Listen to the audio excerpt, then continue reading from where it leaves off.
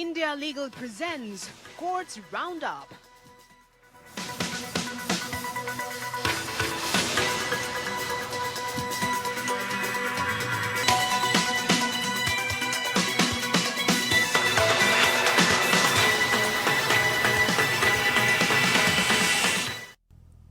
नमस्कार, courts roundup में आप सभी का बहुत बहुत स्वागत है। मैं हूं आपके साथ वक्ता दुबे। इस बुलेटिन में अगले आधे घंटे हम आपको कोर्ट से जुड़ी तमाम छोटी बड़ी खबरों से रूबरू करवाएंगे। कोर्ट की कार्यवाही और सुप्रीम कोर्ट से लेकर हाई कोर्ट और लोअर कोर्ट्स तक के फैसलों को आपके सामने रखेंगे। लेकिन आगे बढ़ने से पहले एक नजर डालते हैं हेडलाइंस पर।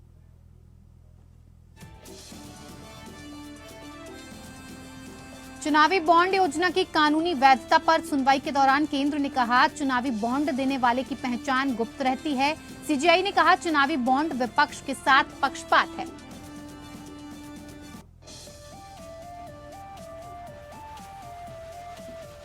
तीस्ता सीतलवाड़ और पति जावेद आनंद को सुप्रीम कोर्ट से राहत, अग्रिम जमानत देने के गुजरात हाईकोर्ट के फैसला रहेगा बरकरार। गुजरात पुलिस के साथ सहयोग करने का निर्देश।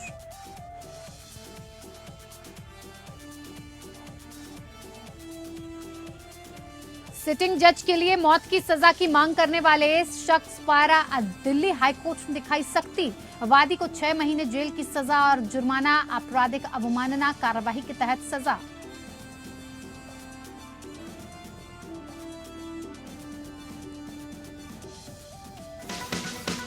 India Legal presents Courts Roundup.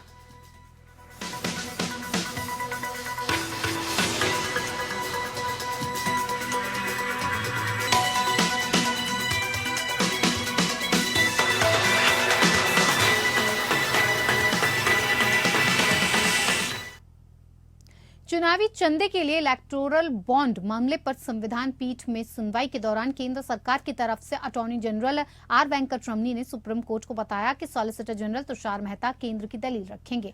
Mehta ने इलेक्टोरल बॉन्ड्स के जरिए चुनावी चंदे की नीति में गोपनीयता की ओर आवश्यकता पर जोर देते हुए कहा कि आमतौर पर राजनीति में काले धन का उपयोग को लेकर हर देश जूझ रहा है। एसजी तुषार मेहता ने सुप्रीम कोर्ट से कहा कि चुनावी बॉन्ड के माध्यम से दानदाताओं की गोपनीयता, राजनीतिक संबद्धता की रक्षा के लिए कोशिश है। प्रत्येक देश द्वारा परिस्थितियों के आधार पर इन मुद्दों से निपटा जा रहा है। भारत भी इस समस्या से जूझ रहा है।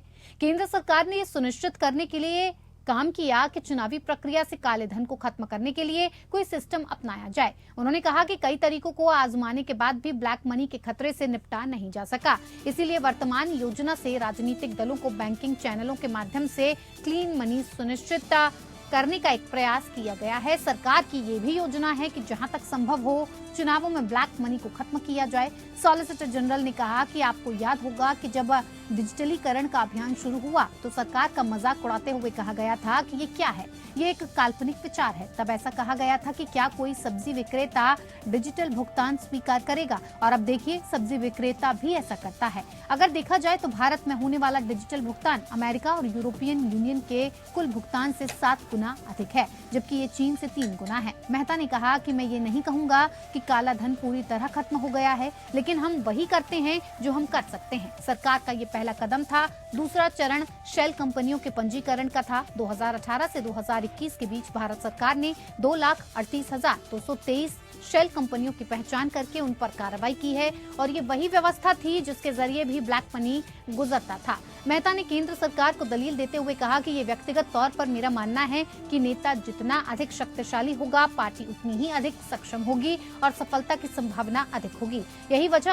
और यही कारक है जिसके आधार पर चंदा दिया जाता है। उन्होंने कहा कि 2004-05 के दौरान अज्ञात स्रोतों से राष्ट्रीय पार्टियों की आय लगभग 274.13 करोड़ थी, जो 313% बढ़कर 2014 से 15 के दौरान 1,130 करोड़ रुपए हो गई। अब सभी राष्ट्रीय और क्षेत्रीय पार्टियों में से एकमात्र ऐसी पार्टी है जो लगातार 20,000 से ऊपर शून्य दान प्राप्त करने की घोषणा करती है, जबकि सभी अन्य उसके नीचे ही हैं। जस्टिस खन्ना ने कहा कि जस्टिस पहला मुद्दा चयनात्मक गोपनीयता का है, और यदि गोपनीयता दी जाती है तो हम ये कैसे सुनिश्चित करेंगे कि बदले में कुछ नहीं होगा। सीजीआई ने कहा कि ये तो रिश्वत को वैध बनाना जैसा होगा। सीजीआई ने कहा कि उत्पीड़न को रोकने के लिए गोपनीयता मौजूद है। सीजीआई ने यह भी कहा कि बैलेंस शीट ये नहीं दर्शाती कि कौन सा बॉन्ड खरीदा गया है, ये केवल उस कुल राशि को दर्शाता है जो योगदान पर खर्च किया गया है। सीजीआई ने यह भी कहा कि पूरा सिस्टम इससे प्रभावित है। हम यहाँ ये कहने के लिए नहीं है कि एक राजनीतिक दल दूसरे से अधिक पवित्र है। जस्टिस खन्ना ने यह भी कहा कि गोपनीयता के कारण विपक्षी दलों को पता नहीं चलता कि सत्तारूढ़ दल के दानकर्ता कौन है, लेकिन विपक्षी दलों के दानदाताओं का पता कम से कम जांच एजेंसियों द्वारा लगाया जा सकता है।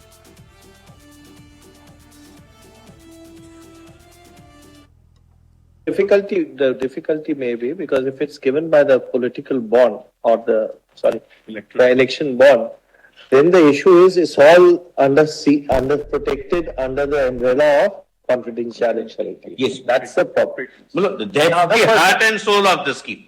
That's the only incentive of the scheme. You can maintain confidentiality, Yes. which is to ensure, we take your point, that confidentiality is designed to ensure that people are not victimized for contributing. And incentivized to pay back. We are not saying that that would be a better scheme or that the government should adopt the scheme. That's not the point. But if you really want to have that scheme and a level playing field, then all these donations should be given to the Election Commission of India, which will then distribute it on an That's what I was basis. saying, Malad. You'll realize no donations come That's through. correct. That's Then, correct. my lord, nothing will come and everything will be by cash. You're absolutely That's what I right. was That's saying. what exactly we said. Let me And add. we have no way of knowing whether this is really also legalizing My the motive for the inflow of the lord, fund. kindly see. Just, my lord, I'll answer that, my lord, in detail tomorrow. We got your point. I mean, we'll reflect I'll on just, it. my lord, leave one reflect- thought. We'll reflect on it, which is your case is that, look, this is the political system, whether you like it or not.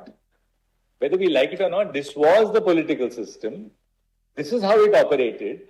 We have at least tried to improve upon it. The fact that we don't succeed doesn't reach out to the constitutional validity of it. My lord, Maybe we have not improved upon the system, but we have tried to improve upon the system. चलिए आइए अब आपको बताते हैं चुनावी bond के कानून के बारे में, और इस पर इंडिया लीगल के वेब रिपोर्टर आपको जानकारी देंगे। ये रिपोर्ट देखिए।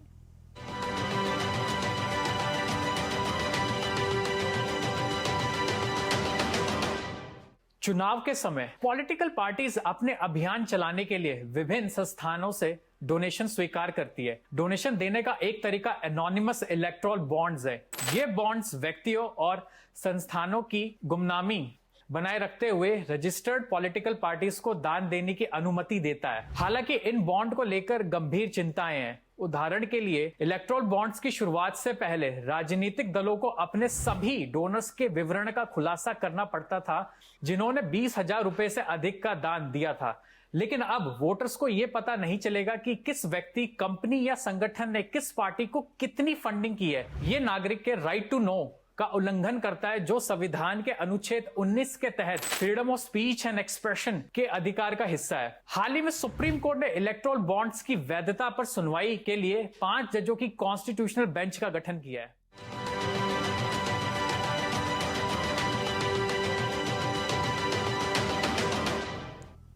इधर सुप्रीम कोर्ट ने अपने एनजीओ सबरंग ट्रस्ट से संबंधित 1 करोड़ 40 लाख रुपए के कथित फंड गबन मामले में तीस्ता सीतलवाड़ और उनके पति जावेद आनंद को अग्रिम जमानत देने को चुनौती देने वाली गुजरात सरकार की याचिका को खारिज कर दिया। कोर्ट ने कार्यकर्ता तीस्ता सीतलवाड़ और उनके पति जावेद आनंद की अग्रिम जमानत बरकरार रखी है। कोर्ट ने दोनों को गुजरात पुलिस के साथ सहयोग करने का निर्देश दिया है। शीर्ष अदालत में गुजरात पुलिस की पैरवी कर रहे अतिरिक्त सॉलिसिटर जनरल एसवी राजू ने कहा कि दोनों जांच में पुलिस के साथ सहयोग नहीं कर रहे हैं, और इस पर 3 जजों की पीठ ने तीस्ता सीतलवाड़ और उनके पति जावेद आनंद को धन के कथित दुरुपयोग के मामले में सहयोग का निर्देश दिया है।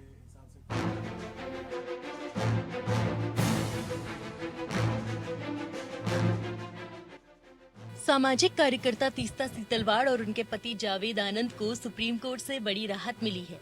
सुप्रीम कोर्ट ने अग्रिम जमानत देने के गुजरात हाई कोर्ट के फैसले में दखल देने से इनकार किया है। जस्टिस संजय किशन कौल की अध्यक्षता वाली बेंच के द्वारा हाई कोर्ट के फैसले में दखल देने से इनकार के बाद दोनों को मिली अग्रिम जमानत बरकरार रहेगी। सुप्रीम कोर्ट ने गुजरात सरकार द्वारा उन दोनों को अंतिम तौर पर मिली अग्रिम जमानत रद्द करने की मांग ठुकराते हुए तीस्ता सीतलवाड़ और उनके पति जावेद आनंद को धन के कथित दुरुपयोग को लेकर उनके खिलाफ दायर मामले में गुजरात पुलिस के साथ सहयोग करने के निर्देश दिए। अतिरिक्त सॉलिसिटर जनरल एसवी राजू के ये कहने के बाद कि दोनों जांच में सहयोग नहीं कर रहे हैं, न्यायमूर्ति एसके कौल की अध्यक्षता वाली 3 न्यायाधीशों की पीठ ने आदेश पारित किया है। न्यायमूर्ति सुधांशु धूलिया और न्यायमूर्ति पीके मिश्रा की पीठ ने मामले में अग्रिम जमानत देने को चुनौती देने वाली गुजरात सरकार की याचिका का निपटारा करते हुए कहा, अभी तक आरोप पत्र दायर नहीं किया गया है। अतिरिक्त सॉलिसिटर जनरल का मानना है कि सहयोगी की कमी है। जैसा भी हो, उत्तरदाता आवश्यक पड़ने पर जांच में सहयोग करेंगे। शीर्ष अदालत ने सीतलवाड़ की उस याचिका का भी निपटारा कर दिया जिसमें गुजरात उच्च न्यायालय द्वारा 8 फरवरी 2019 के फैसले में अग्रिम जमानत देते समय की गई टिप्पणियों को हटाने की मांग की गई थी। पीठ ने उनकी अग्रिम जमानत को पूर्ण बनाते हुए कहा, ये कहना गलत है कि जमानत के चरण में की गई कोई भी टिप्पणी मामले की सुनवाई पर शायद ही कोई प्रभाव डाल सकती है। हमें इससे ज्यादा कुछ कहने की जरूरत नहीं है। धन की कथित हेराफेरी का ये मामला अहमदाबाद अपराध शाखा ने एक शिकायत पर दर्ज किया था। धन के कथित दुरुपयोग के इस मामले में सीतलवाड़ और उनके पति आनंद पर धोखाधड़ी से 1.4 करोड़ रुपए का अनुदान हासिल करने का आरोप है। खबरों के मुताबिक मामला करीब 1 दशक से भी अधिक पुराना है। दोनों पर 2008 और 2013 के बीच अपने एनजीओ सबरंग ट्रस्ट के माध्यम से केंद्र सरकार से गलत तरीके से फंड हासिल करने का आरोप लगे हैं। दरअसल गुजरात सरकार द्वारा तीस्ता सीतलवाड़ और उनके पति जावेद आनंद को गुजरात हाईकोर्ट से मिली अग्रिम जमानत को सुप्रीम कोर्ट में चुनौती देते हुए अग्रिम जमानत को रद्द करने की मांग की थी। Bureau report, APN.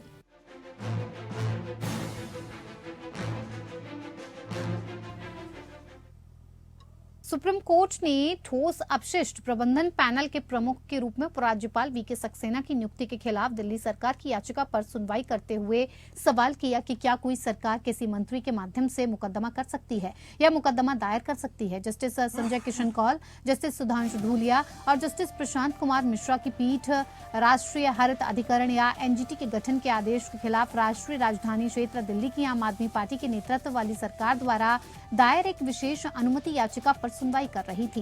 ये याचिका सरकार के शहरी विकास मंत्री के माध्यम से दायर की गई। पिछले अवसर पर दिल्ली सरकार का प्रतिनिधित्व करने वाले सीनियर एडवोकेट अभिषेक मनु सिंघवी ने सार्वजनिक व्यवस्था, पुलिस और भूमि के मामलों को छोड़कर उपराज्यपाल की सीमित भूमिका पर जोर दिया। सीनियर एडवोकेट ने यह भी उल्लेख किया कि राष्ट्रीय राजधानी क्षेत्र दिल्ली सरकार अधिनियम में हालिया संशोधन में ठोस अपशिष्ट प्रबंधन के पहलू को नहीं छुआ गया है। हालांकि उत्तरदाताओं को अदालत में प्रतिनिधित्व करने की अनुमति देने के लिए कार्यवाही स्थगित कर दी गई थी। प्रतिवादियों की ओर से जवाबी हलफनामा दाखिल करने के लिए समय मांगे जाने के बाद सुनवाई स्थगित कर दी गई। दिल्ली सरकार और उपराज्यपाल के बीच राष्ट्रीय राजधानी में सत्ता के बंटवारे को लेकर लंबे समय से खींचतान चल रही है। इस साल फरवरी में नेशनल ग्रीन ट्रिब्यूनल ने दिल्ली में ठोस कचरा प्रबंधन की निगरानी के लिए उपराज्यपाल वीके सक्सेना को ठोस कचरा निगरानी समिति का प्रमुख नियुक्त किया, जिससे सत्तारूढ़ आम आदमी पार्टी और राज निवास के बीच टकराव और बढ़ गया।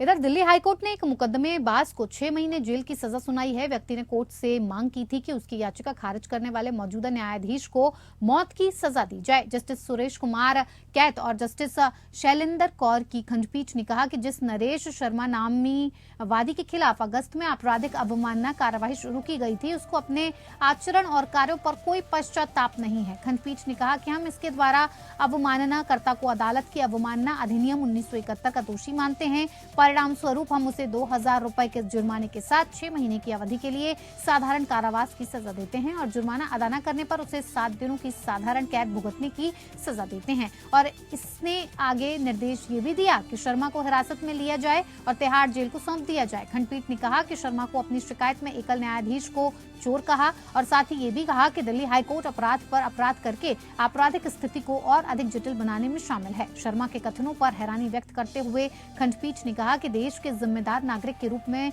उनसे अपेक्षा की जाती है कि वो न्यायालय की गरिमा और कानून की न्यायिक प्रक्रिया का बयां बनाए रखने के लिए अपनी शिकायतों को सभ्य तरीके से सामने रखें। और 20 जुलाई को पारित एकल न्यायाधीश के आदेश को चुनौती देने वाली उनकी अपील पर सुनवाई करते हुए पीठ ने शर्मा को आपराधिक अवमानना के लिए कारण बताओ नोटिस जारी किया, जिसमें उनकी याचिकाओं को प्रत्येक के लिए 30,000 रुपए जुर्माने के साथ खारिज कर दिया गया।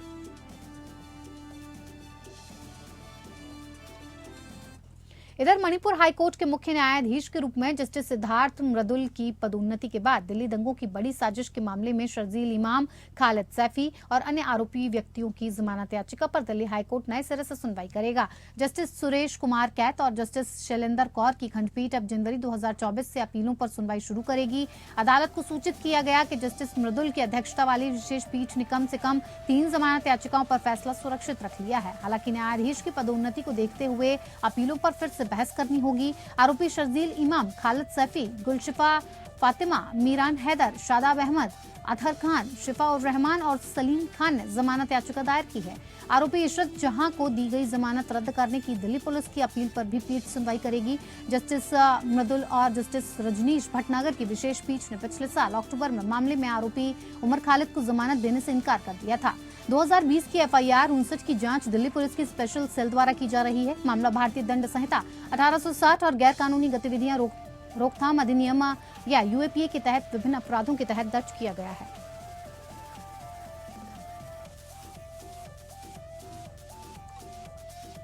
इधर केरल उच्च न्यायालय ने राज्य के मुख्यमंत्री पिनराई विजयन के रिश्वतखोरी के मामले पर सुनवाई की। पिनराई और उनकी बेटी वीणा सहित केरल में उच्च पदस्थ सार्वजनिक अधिकारियों द्वारा रिश्वतखोरी और सत्ता के दुरुपयोग के आरोपों की जांच का आदेश देने से सतर्कता अदालत ने इनकार को चुनौती देने वाले एक मामले में अदालत की सहायता के लिए एक न्यायमित्र या एमिक्स क्यूरी नियुक्त किया और इन अधिकारियों के खिलाफ भ्रष्टाचार के आरोप Cochin mineral and rutile limited के खनन और अन्य व्यावसायिक हितों के संबंध में लगाए गए थे। पिछली सुनवाई में अदालत को सूचित किया गया था कि मामले में याचिकाकर्ता की मृत्यु हो गई है। आज जस्टिस के बाबू ने वकील अखिल विजय को एमिकस क्यूरी नियुक्त करने का फैसला किया। 26 अगस्त को मुवत्तुपुझा में विशेष न्यायाधीश ने आरोपों की जांच की याचिका ये पाते हुए खारिज कर दी थी कि आरोपी अधिकारियों के खिलाफ प्रथम दृष्टया कोई मामला नहीं बनता है। बाबू द्वारा सतर्कता अदालत के समक्ष याचिका एक आयकर रिपोर्टर के मद्देनजर दायर की गई थी। उन्होंने आरोप लगाया कि वीणा ने अनुचित लाभ देने से CMRL से प्रतिफल के रूप में धन प्राप्त किया। सतर्कता अदालत ने इस आधार पर याचिका खारिज कर दी कि याचिकाकर्ता ने अपने दावों को समर्थन करने के लिए पर्याप्त भौतिक तथ्यों के बिना केवल सामान्य आरोप लगाए थे। और इसके बाद बाबू ने सतर्कता अदालत के इस आदेश को चुनौती देते हुए एक पुनरीक्षण याचिका के साथ उच्च न्यायालय का दरवाजा खटखटाया। केरल उच्च न्यायालय से सतर्कता अदालत के आदेश को रद्द करने और मुख्यमंत्री विजयन और उनकी बेटी सहित आरोपी व्यक्तियों के खिलाफ सतर्कता और भ्रष्टाचार निरोधक ब्यूरो द्वारा जांच का निर्देश देने का आग्रह किया। चलिए, कोर्ट्स राउंडअप में मेरे साथ फिलहाल इतना ही। नमस्कार।